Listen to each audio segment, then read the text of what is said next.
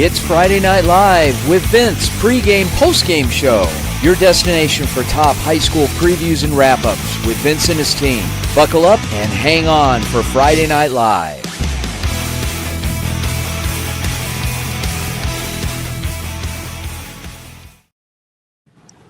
Good evening and welcome to another edition of Friday Night Live, presented by the Varsity Sports Show. My name is Vince DeLisio, joining you tonight from Las Vegas, Nevada, where I had a chance to work with our amazing UNLV Greenspun journalism team tonight at a fantastic doubleheader of basketball.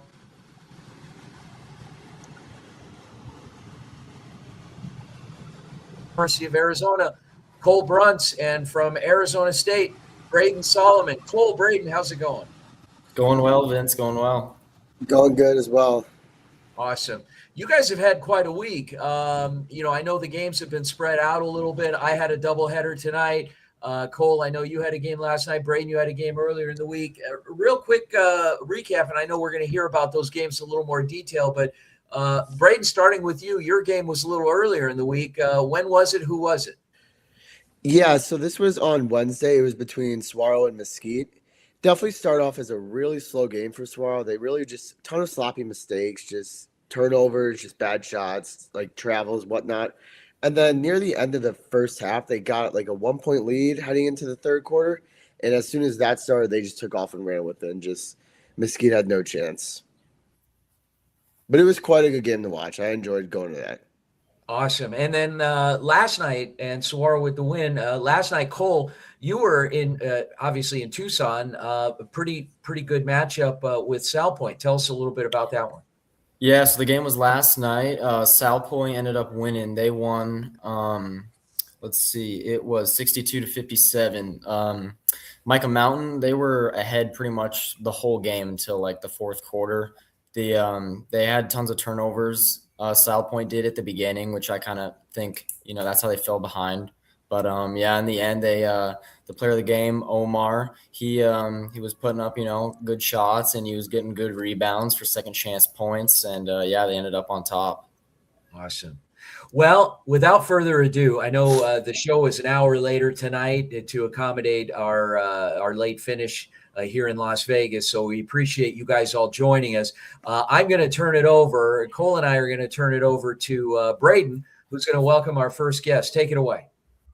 Yes, so we're going to welcome in Braden Goetz, and his topic will be on blind wrestler at Rincon High School, Zoe Armbruster. Braden, how's it going? Hey, Braden, I'm doing well. How are you? Good. So you want to talk about your topic with us real quick? Yeah, and glad to be going first because got a bit of a feel-good story out here. Enrolling in a new school can be daunting for anyone.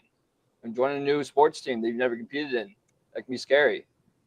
Doing all of this in peak darkness. That's Zoe Armbruster, a freshman out of Rincon University High School. She was diagnosed with congenital glaucoma in 2013 and is 100% blind. Despite this, she's not letting it hold her back. Her mom chose not to enroll her in a specialized school for the deaf and blind because she wanted her to learn to live like those without disabilities and to adapt and overcome. And I gave her the confidence to compete in combat sports. Her coach, Mercedes White, said, "You don't need your eyes to wrestle. You need to feel."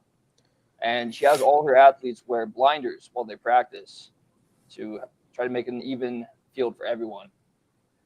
Zoe recently took 4th place in her weight class of 185 pounds at the Mountain View Invitational, even wrestling up a weight class to ensure all her teammates could fill all the spots. And Zoe said, "Mom, I don't care if I win. I need to wrestle. I need to prove to myself that I can. I need to show the world just because my sight is gone that I can." It's about drive. It's about passion. It's about challenging myself. Even though it seems hard, it's going to be hard. It's going to be painful, but in the end, it's going to be great. She also claims that her teammates have helped her feel comfortable on the team by treating her like anyone else. I don't think they care that I'm blind. They just care that I'm here and they care about me. That's a really cool story, Braden. So was this her first year she started wrestling? It is, yes. Her mom was really reluctant, not because of the blind thing, just because wrestling's a brutal sport. Well, Did not let it hold her back.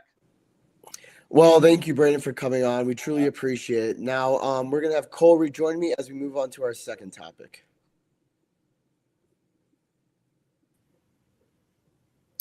Hey guys, coming up next now, we got Nicholas joining us here to talk about the Saguaro game summary. How you doing, Nick? I'm good. How about you, Cole? Doing good. Yeah, so I see Arcadia came out on top tonight. Tell us a little bit about it. Yes. So I had the wonderful privilege to be able to cover the Arcadia Saguaro. It's their second matchup. They had a matchup just 2 weeks ago where Arcadia got the head of them again. And today, Arcadia got the top again at just a score of, I think it was 72-62 was the final. But really physical matchup. There was a lot of fouls. There was a lot of yapping on both sides from the student sections. And it was a really intense for a Desert Sky game. So it was really fun to be able to cover that. Yeah, so did you cover the previous game between these two matchups or no? Yes, I was a part of that team. I actually got to do head broadcasting for this game today, and to see just how much physicality was there. I mean, Saguaro for Arcadia for Jacoby Thompson, he had some crazy good plays. You had a bunch of players on Saguaro kind of get into some foul trouble. There was a lot of turnovers, some sloppy basketball, but it was nitty gritty, which is exactly what this type of game was going to be, because that's what we saw 2 weeks ago, and it was that again this time. Mm-hmm.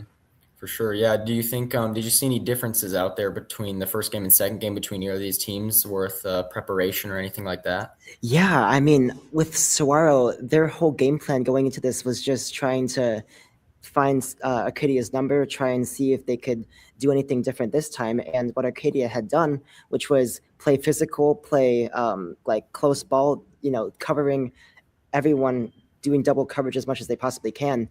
That's what they did again, and their defense really showed out this time. For sure, yeah. So do you think, what kind of different things did you see from this? Was it electric in there tonight? Was it rocking? Oh, yeah. Both student sections were really loud, and as we, get down to the rest of the regular season in high school sports, once we get to the playoffs, the crowd's only going to get bigger. So, yeah. Sure. Awesome. Well, thank you for joining us, Nick. That's Nicholas Rashke, and coming back in a second, we will be discussing more with Vince and Braden.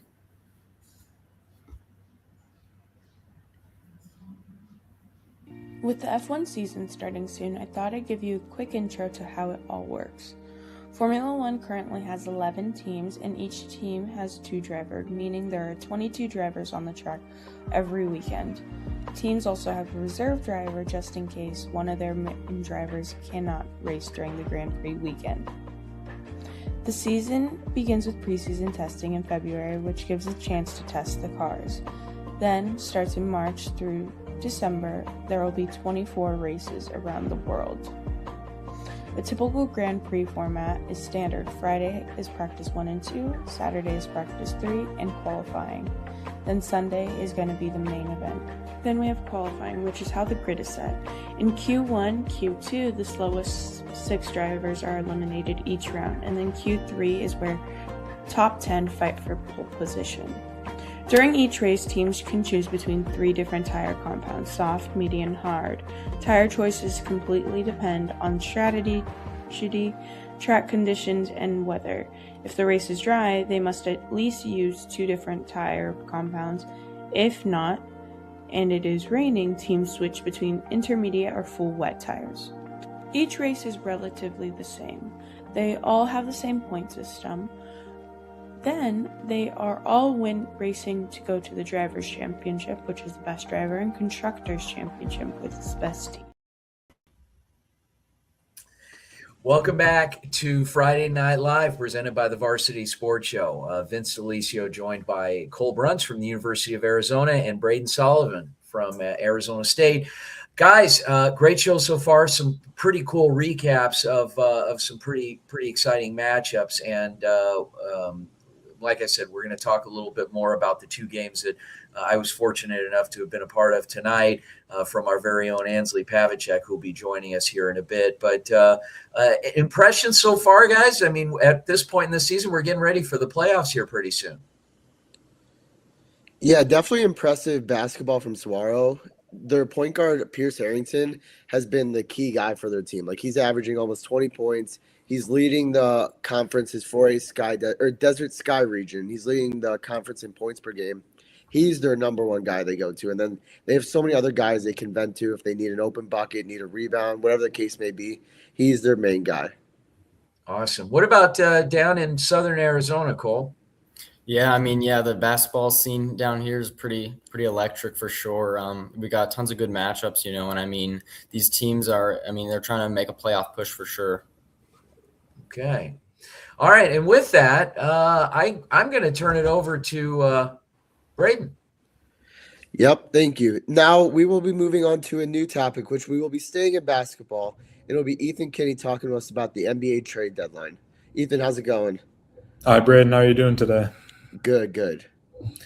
Yeah, so it's an exciting week in the NBA with the trade deadline coming up on Thursday. And recently a bombshell just dropped within the NBA news with two-time MVP Giannis Antetokounmpo officially requesting a trade from the Milwaukee Bucks. People aren't quite sure where he's going to end up yet, but the rumored teams interested are the New York Knicks, the Miami Heat, the Minnesota Timberwolves, and the Golden State Warriors being the top four teams. People believe that he's going to have a lot of power and control with where he ends up, but ultimately a deal of this magnitude is going to probably involve 3, 4, maybe even 5 teams. Outside of Giannis, there are a few other names to be watchful on the market. The Sacramento Kings have had a disaster of a season so far, and pretty much anybody on their team is available, specifically with former All-NBA center Domantas Sabonis. He has been heavily linked to the Toronto Raptors in a package centered around guard RJ Barrett and center who's missed a lot of time this year, Jakob Poeltl. And the other guy in this graphic is Mavericks forward/center Anthony Davis. Davis has been banged up seemingly his entire Mavericks tenure after being the face of what many people call the worst trade in NBA history at last year's deadline, where the Mavericks traded away Luka. And Davis was in rumors for a lot of January, but it seems like the Mavericks are ultimately going to hold on to him with him being hurt right now and not having a whole lot of value on the open market.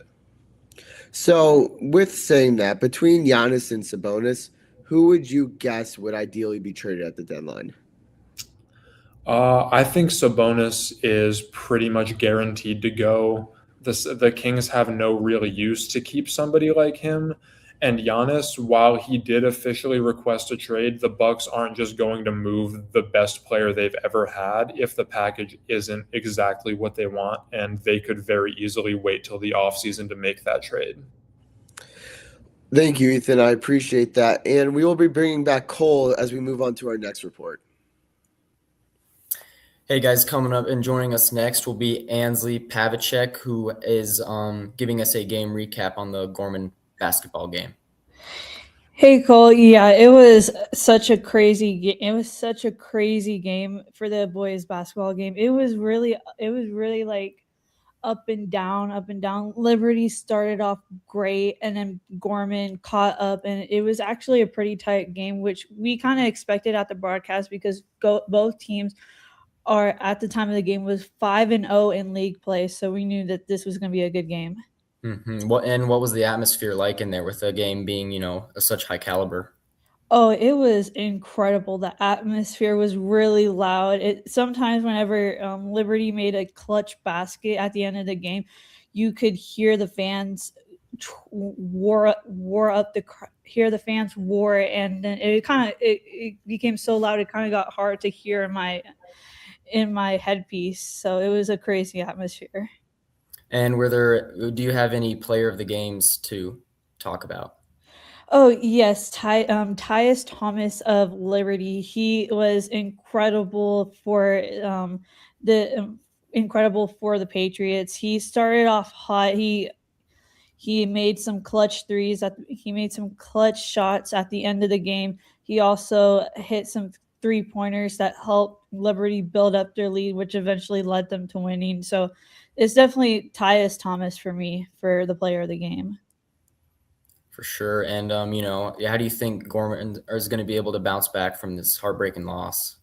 I think Gorman can bounce back really well in this heartbreaking loss. It is definitely hard, but if the team is willing to bounce back, it's definitely Gorman. I believe their next game will be at our review on the 2nd. So that's definitely a game that they can bounce back and win heavily on. Awesome. Well, thank you for joining us, Ansley. And that is Ansley Pavacek with the Gorman game recap. Thank you, Cole. Thank you.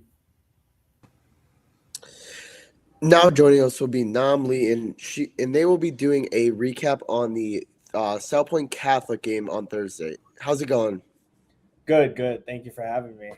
No problem. So I don't even know where to begin. South Point versus Micah Mountain. It was an electric game. Just nonstop action right from the get-go, back and forth. This was their second meeting this season, and you could tell these guys have really been studying each other. Immediately, right out the gate, there was a big size difference, and you could tell Micah Mountain came in ready as they pushed the pace immediately from the whistle. Each play, you saw both teams just adjusting on the fly, creating new ways to adapt, and it was amazing to see just very quick adjustments being made in real time. As Cole mentioned at the beginning of the show, South Point did win 62-57. It was a close game. Micah Mountain did maintain most of the lead for most of the game. Like I said, with that just high intensity, high pace, and throughout the whole game, the South Point just really seemed like they were having trouble keeping up, just one step behind. However, maybe that was just their goal. Maybe they were playing the long game because late towards the second half, Micah Mountain did begin to slow down, especially on the offense.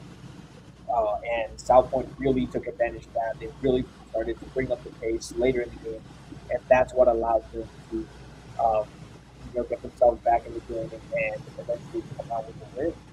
And overall, the crowd was electric. Like I said, it was awesome to see that matchup and just kind of how Micah Mountain addressed the size difference. South Point's roster had 5 players who were over the height of 6'4", compared to Micah Mountain, who only had 1 player that was over 6'4". And they just really brought that pace, like I said, nonstop action all the way to the final whistle. Both teams struggled from the 3-point line, but the action inside the paint was back and forth nonstop. So overall, an electric, awesome game. So, what are you looking to see from South Point in their next game? They're riding. They're doing awesome right now. They were on a 4-game win streak going into the game against Micah Mountain. Now 5, and that is the longest game of the season. Their ability to just kind of adapt to their opponent was amazing to see. And their record is in the season 9-7. It doesn't look amazing, but I really think that this is a team that has really turned it around late in the season, and I have no doubt that they might be one the team to beat this season. Well, thank you, Nam, for joining us. And now we will be heading to a quick commercial break. Thank you. Hey listeners, it's Vince Delisio with the Varsity Sports Show. Tune in Saturday morning as we take our show back on the road again to sunny Las Vegas, where I'll be joined by our newest talented UNLV Greenspun journalism team. We'll be live from one of Vegas's most iconic spots. I can't wait. It's the Varsity Sports Show, Saturday morning at 10 and 9 a.m. Pacific on AM 1060 and the AM 1060 app, KDUS, Arizona. Hi, my name is Amaya Lucero. I'm 20 years old, and I'm a junior at UNLV. A few fun facts about me is that I love to travel. One of my favorite places to travel to is Disneyland. I love all things Disney. Another fun fact about me is that I was my high school dance team captain. I can't wait to be with Varsity Sports as an intern this semester. Hey listeners, join us for Varsity Weekly Live, where we cover all things pop culture across Arizona, Nevada, and nationally. We'll be breaking down what's trending right now, from viral moments to your local news. Catch it live every Thursday at 9 p.m. Mountain Standard Time on our Instagram, X, YouTube, and more. Hello, my name is Kyle Westlick, and I'm stoked to join the Varsity Sports Show team as an intern and bring you all the latest sports action and analysis from the greater Phoenix area. I am a senior at the Walter Cronkite School of Journalism and Mass Communication at Arizona State University, and I spent this past semester as a part of the social media production team at Cronkite News. Join me in the Varsity Sports Show this semester as we dive into the world of sports. And welcome back to Friday Night Live, presented by the Varsity Sports Show team. Guys, I was kind of watching those commercials that we were running there during the break that Marla was running. And there's a new show that we started, and speaking directly to the audience now, called Varsity Weekly Live. And the reason why we did it is we started getting more and more people asking us, well, do you guys cover this? You guys cover this? You guys cover this? What about other topics away from sports? Not everybody knows or has interest in the big three: baseball, basketball, football. Sometimes people just want to know about what's trending and about pop music and about, just in general entertainment. And so, and what's going on in my community. So we kind of taken on this little project. It's kind of, it's fun. It's interesting because of the talent base of our team and what they bring to the table. So, and you guys as well have varied interests. I mean, in terms of topics of the show, what are some things away from sports you guys like, Braden? Well, I know this is kind of connected to sports, but Waste Management, they have a concert park every day after, I think it's during when the pros are playing, and they have people ranging from rock artists, country artists, all the way to national icon for many people, John Summit. Yeah. So I think that's cool, the fact that even though there's golf, they can also appeal to the people that just love music and whatever genre it may be. I think that's just something really cool they have. What about you, Cole? Yeah, I mean, besides sports, I'm pretty into pretty much any type of music except for country. Sorry, any country fans out there, but I like doing that. I've been recently getting into some cooking, so yeah, looking to maybe real renaissance man. All right, guys, and don't forget, tomorrow morning, tune into the Varsity Sports Show on AM 1060 KDUS Arizona, as well as the AM 1060 app. I'm here in Las Vegas, and we'll be joined by 7 co-hosts from UNLV. So it's going to be fun. We're going to be at a pretty cool, iconic spot somewhere in Las Vegas. So stay tuned for that. 9 a.m. Pacific, 10 a.m. Mountain Standard Time, Arizona time, and looking forward to it tomorrow morning. So on behalf of our amazing team, our amazing technical director, Marla Mundo, and our co-hosts Braden Solomon and Cole Bruntz, my name is Vince Delicio. Thanks again for tuning in to Friday Night Live.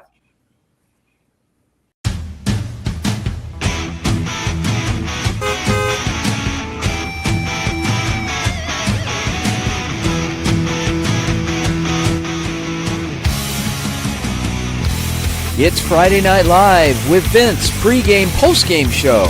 Your destination for top high school previews and wrap-ups with Vince and his team. Buckle up and hang on for Friday Night Live.